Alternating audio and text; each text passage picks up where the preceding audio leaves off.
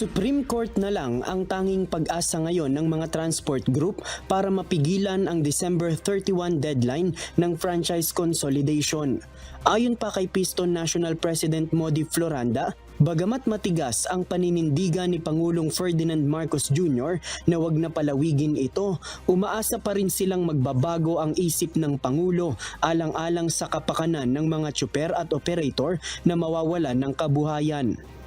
Maano po tayo na makita mismo ni BBM yung kahalagahan ng sektor ng ating public transport. Dapat makita ni BBM na kapag nawala yung sektor ng public transport sa transport ng January.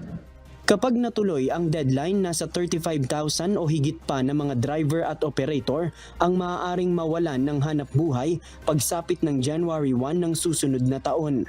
Nasa 55% pa lang din umano ng mga traditional na jeep sa Metro Manila ang pumasok sa consolidation. Ito rin ang dahilan kaya nagbabala sila na maaaring magkaroon ng transport crisis kung tuluyan ng mapapaso ang mga provisional authority ng mga unconsolidated PUJs. Habang hindi pa dumadating ang deadline, ayon sa Piston, may plano pa silang magsagawa ng tigil pasada sa mga susunod na araw. Pag-aaralan po natin bago dumating ng December 31 na magkakaroon po din ng isang malaking pagkilos. Bukas may isasagawang tigil pasada ang mga miyembro nila sa Iloilo at Bacolod. Susundan naman ito ng kanilang mga miyembro sa Rojas City, Cebu City at Southern Tagalog sa mga susunod na araw. JP Nunez, UNTV, News and Rescue.